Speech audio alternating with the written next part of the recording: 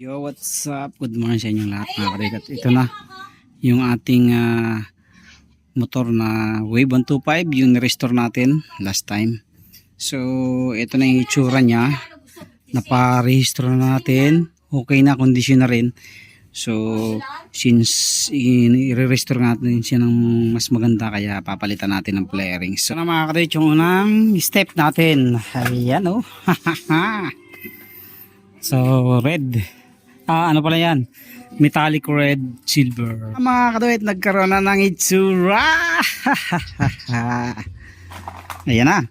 Medyo may itsura-itsura na ang ating Wave 125 na ating sinet. See?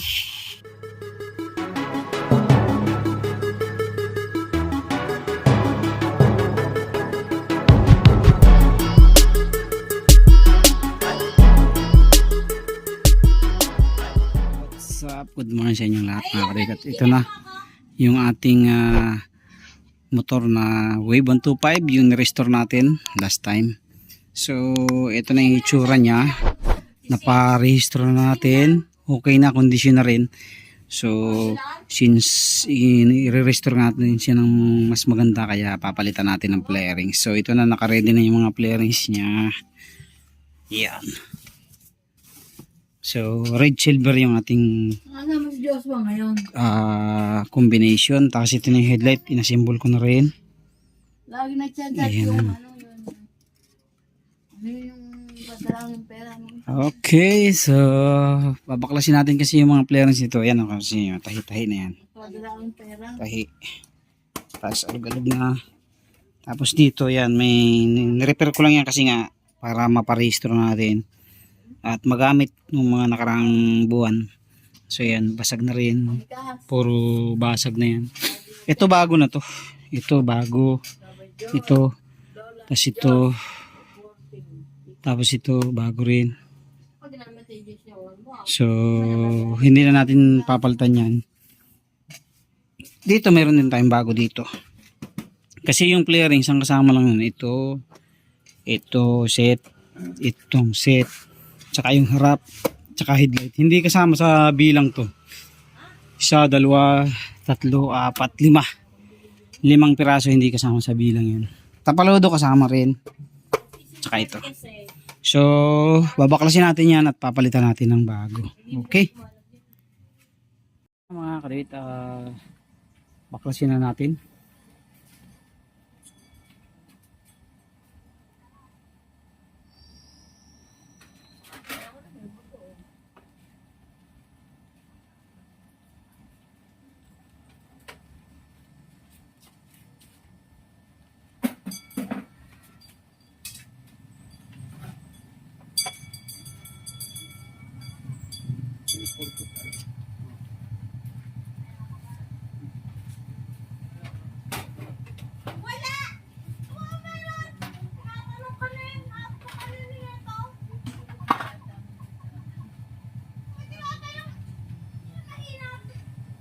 Sabihin mo what?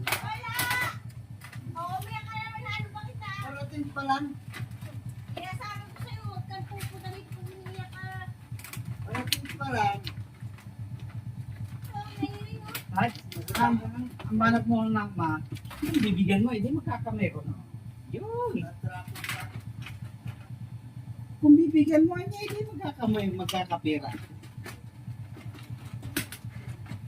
Hindi na naman nahiring sa awan. Tinatanong na nga eh.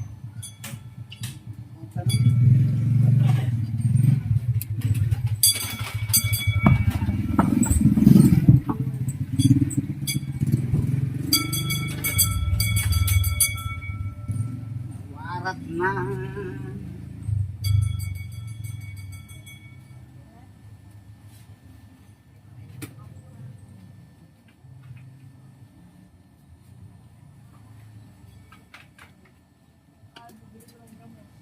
Hindi pag-attendant, hindi na kailangan ng experience. Pwede naman yun pagpampak.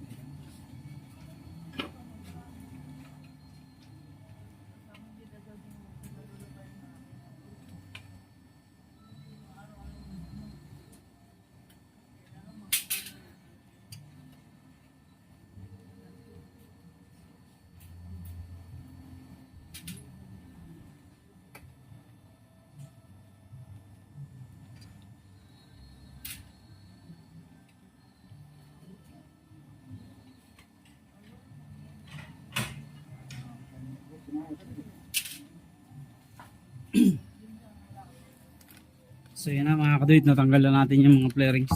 Kaya lang ang problema natin.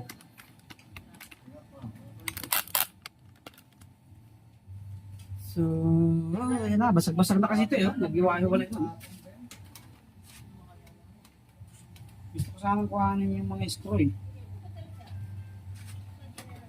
Kasi hindi nabubulok yung screw nito eh.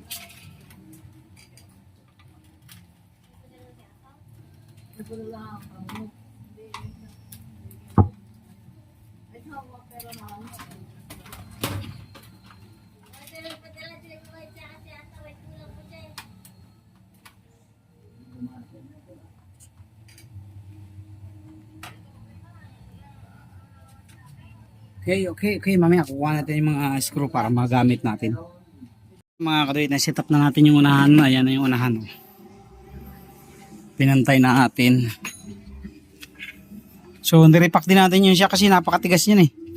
Kaya medyo natagalan tayo. So, magsisit up muna tayo ng floater dito para sabay-sabay na. Lalagay natin yung bagong floater natin. So, replacement lang to. Mura lang bili ko nito. Parang nasa 100 plus lang. 150 yata. Bahala na kung gagana yan o hindi. Basta tama yung wiring. So, malalaan natin. Okay. So, kabit na muna natin. Yan. Ito, ganito lang yan. Itutulak lang yun. Yun lang. Siya palabas. Yan. Pagka hindi kaya, gamitan nyo ng plies. Ito kasi putol na to eh. So, kinabit ko lang talaga to dahil kung wala to, sisingaw ang gasolina. Kaya, kinabit ko rin lang to.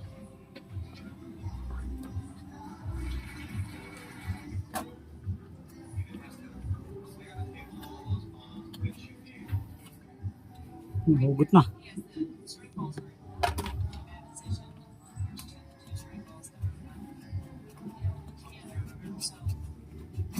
Sumikip na siya eh. Namagaan na siya oh. So palitan natin ng bago.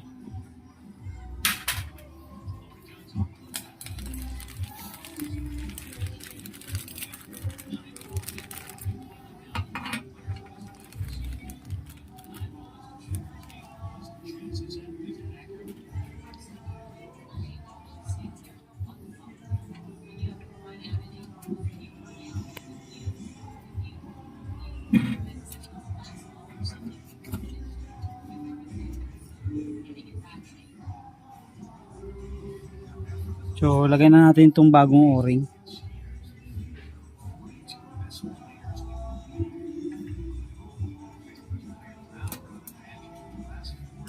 So, tatapat nyo lang naman yung ano dyan. Pero ito saksakan doon. Doon kasi yan nakatapat eh. So, ilalagay ko pa rin itong ano, dati. Kasi, ay may kalawang na. So, subukan natin ilagay itong ano. Itong bago. So, ang problema niya, socket type. So, hindi pa natin may kakabit pala kasi itong tinanggal natin ay hindi ganyan. So, lalagyan pa natin ng socket yan.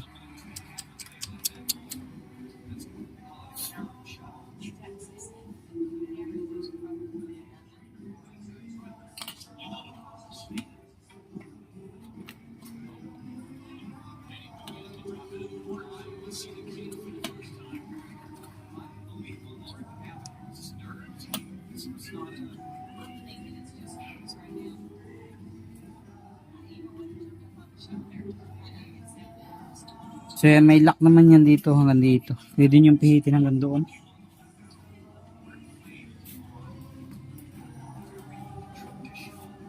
So hindi ko pala natin may kakabit yung socket niyan. Hindi ko napansin na wala palang kasama.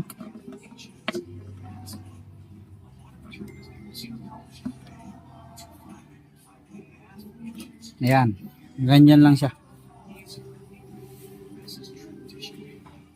So, socket type siya yan dito. May sinasaksak. Bibili na lang tayo. Meron naman siguro niya sa online kung wala kay boss. Okay? Mga kaduyot, ginawa natin ng paraan, pinutol natin yung nakalagay dito. Ito kasi fix oh. Tapos hindi ko sure yung color coding kung paano magiging color coding, pero sinunod ko lang to, green, yellow, tsaka blue. Yan, tinapat ko lang dito. Green, yellow, tsaka blue. So, bahala na yan. I-check na lang natin kung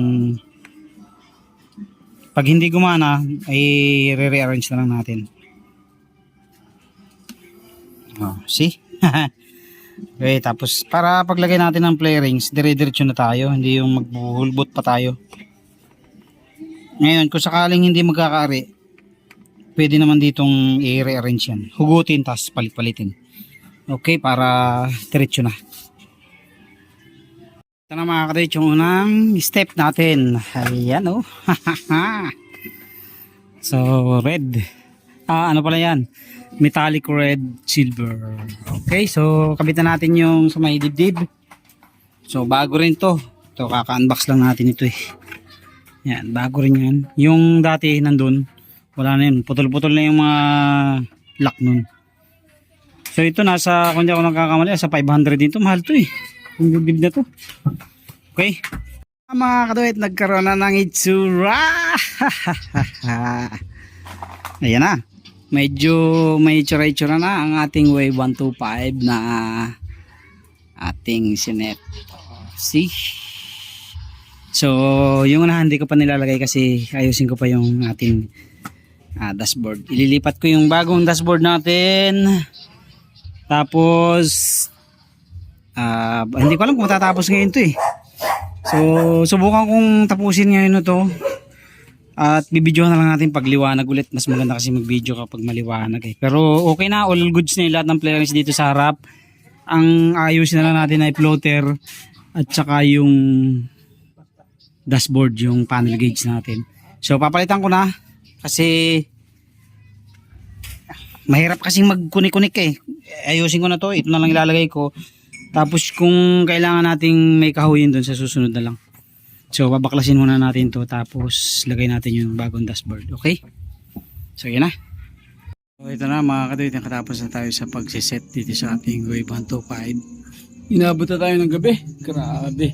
So ito na mga kaduyot, nakatapos na tayo sa pagsiset dito sa ating Wave 125. Inabot na tayo ng gabi. Grabe. Hindi lang basta kasi sasalpak eh. May mga kailangan pang ayusin tulad ng wirings. So yung wirings nung luma, inilipat ko na lang doon sa bago kasi kung ikakabit ko yung bago, nakadirect kasi direct yung lumang harness, wala siyang socket yung sa para dito sa dashboard. Kaya ang ginawa ko, inilipat ko na lang lahat. So ang naging problema ko lang, hindi gumagana yung dashboard, yung fuel gauge. So i-research ko pa kung saan ako may mali doon. Pero lahat naman ng mga ilaw gumagana na, kaya ayos na yan. So fuel gauge na lang yung kailangan nating ayusin. So yan na, gabi na, hindi masyado makita pero goods pa rin naman yung naging output niya oh. Ganda. So hindi siya sobrang hard to fit. Ang naging hard to fit lang yung bagong panel gauge natin yan. Medyo hard to fit yung isang screw dito sa kabila, pero nakuha naman sa hilot. Tapos dito nagtabas tayo ng konti yan sa may side mirror tsaka dito sa brake master yan, para hindi siya sumabit. Yan, all goods naman yan. Hindi ko na muna kinabit yung basket para ma-enjoy natin yung itsura ng wave natin. Saka na lang natin kakabit. So kompleto yan hanggang ilalim. Tapos kanina pala, kaya medyo natagalan tayo, nag-repack tayo. Ginawa nating 55mm lang yung laman ng shock natin. May problema pa tayo dyan sa shock kasi may tama na yung shock natin. May mga maliliit na tama na. So bibili tayo ng bagong inner tube para dyan.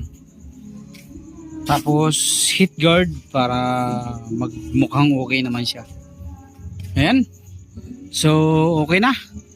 Yan na yung ating 2007 model na Wave 125 na nabenta natin before last 2012 or 2013. Tapos nabili natin last year ulit dahil bumili yung may-ari ng bagong motor. So kinuha natin dahil nakapangalan pa rin sa atin yan, hindi nila pinatransfer. So nakuha natin siya sa halagang 10,000. Hindi na maganda yung kondisyon niya, kaya ako lang binili din yung 10,000 dahil sa akin niya nakapangalan.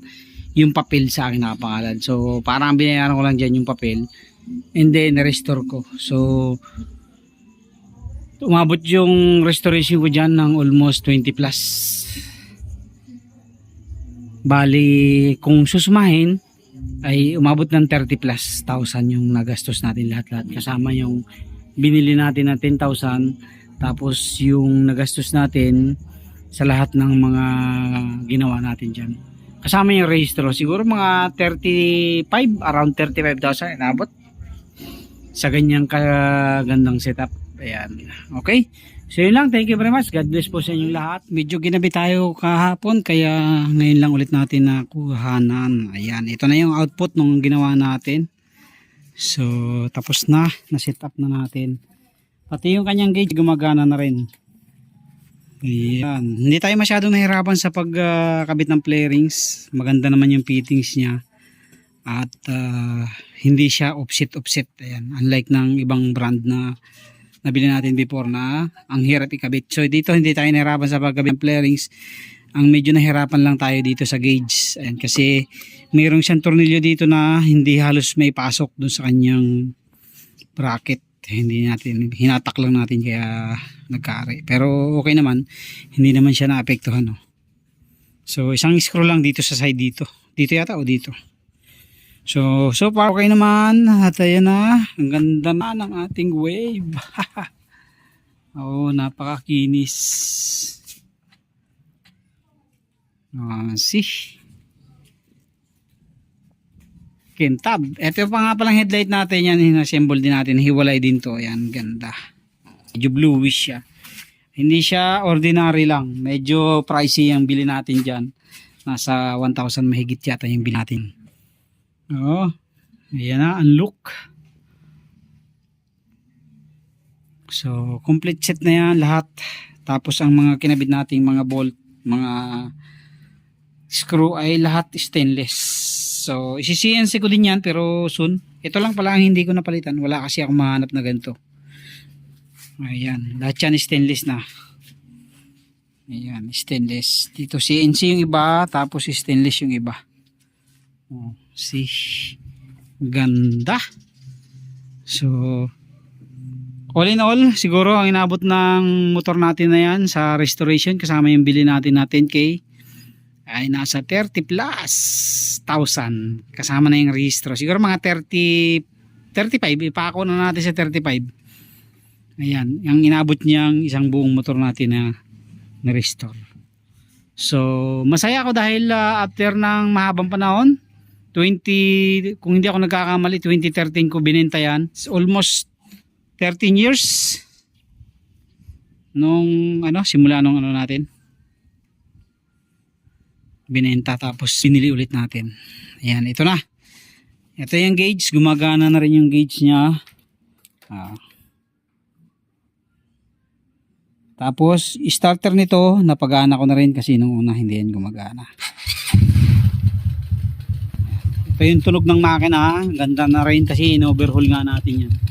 Palit clutch, lining, at primary clutch, kasama na yung housing nya. One click yan. So side mirror, mayroon na din akong panglagay. Ito pang forma lang dito. Pag gagamitin ko na ay papalitan natin. So sa ngayon, hindi ko pa magamit dahil may pasok pa yung anak ko. Walang kargahan ng gamit niya doon. Yung isa meron. So gagamitin ko to kapag bakasyon na si Bibi. So para meron kaming magamit.